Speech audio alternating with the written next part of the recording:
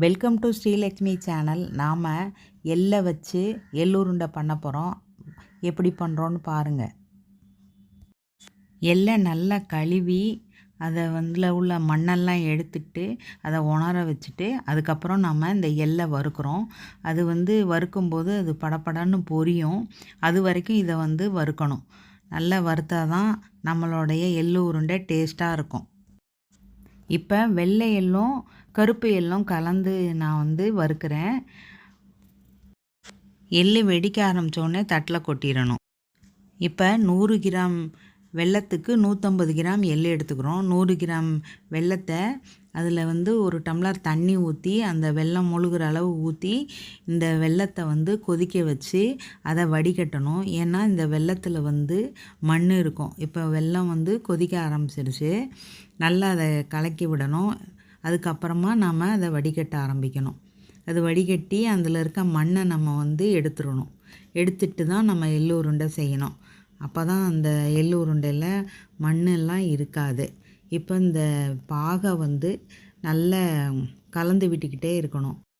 இந்த எள்ளு உருண்டைக்கான பாகு பதம் உருண்டை பதம்னு சொல்லுவாங்க. இல்லை கையில் எடுத்து பார்த்தா விரலில் 2 கம்பி மாதிரி வரும். அது நல்லா ரொம்ப சுடும். அதை நமக்கு சரி வராது. அதனால் நம்ம தட்டில் தண்ணியை ஊற்றியே இந்த பாகு பதத்தை நம்ம கண்டுபிடிச்சிக்கலாம். இந்த பொரி உருண்டை கடலை உருண்டை எல்லாத்துக்குமே இந்த பதம்தான். நாம் அந்த பதத்தை தான் நம்ம நல்லா தெரிஞ்சு வச்சுக்கிட்டால் ரொம்ப நல்லது. இப்போ அந்த பாகு கெட்டியாயிடுச்சு. அது நடுவில் வேற பொங்க ஆரம்பிச்சிருச்சு. அப்படி வந்துட்டாலே கெட்டியாக ஆரம்பிச்சிட்டாலே நம்மளோட பாகு ரெடி ஆயிடுச்சுன்னு அர்த்தம். இப்போ இதை தட்டில் தண்ணியை ஊற்றி பாருங்கள். இப்போ இப்படி உருண்டுட்டு வருது பாருங்கள். நல்லா இப்படி உருண்டு வந்ததுனாலே நம்ம இந்த எள்ளை பாகில் போட்டுடலாம். 150 எள்ளு வரைக்கும் போட்டு நல்லா கலரி விட்டுடணும். கலந்து விட்டு கொஞ்சம் நேரம் கிண்டணும். கெட்டியாகும்.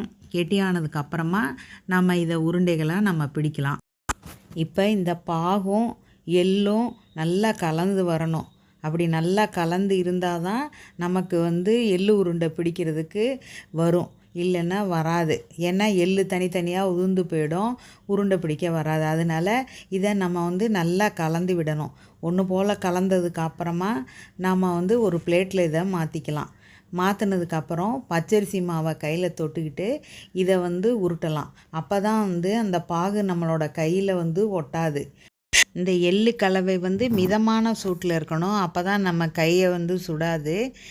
அதுக்கப்புறமா பிடிக்க ஆரம்பிக்கணும். ஆறுனதுக்கப்புறம் அது தானே இறுகிடும். இது பெண் குழந்தைகள்னு இல்லை, பெரியவங்க வயசானவங்க சிறியவர்களுக்கும் இந்த எள்ளு உருண்டையை கொடுக்கலாம். ரொம்ப சத்து மிகுந்தது. இதை நீங்கள் செஞ்சு பாருங்கள்.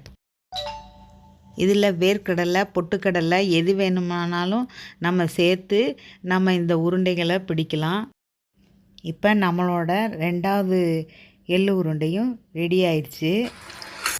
நம்மளோட எள்ளு உருண்டை ரெடி ஆயிடுச்சு. 100 கிராம் வெல்லத்துக்கு 150 எள்ளு வரைக்கும் நம்ம இப்போ போட்டிருக்கோம். போட்டு இப்போ பிடிச்சி வச்சுட்டேன். சூப்பராக ரெடியாக இருக்குது. பாருங்கள். சுவையான எள்ளு உருண்டை ரெடி. ஸ்ரீலக்ஷ்மி சேனல் லைக் பண்ணுங்கள், ஷேர் பண்ணுங்கள், சப்ஸ்கிரைப் பண்ணுங்கள். எப்படி கிறிஸ்பியாக இருக்குது பாருங்கள்.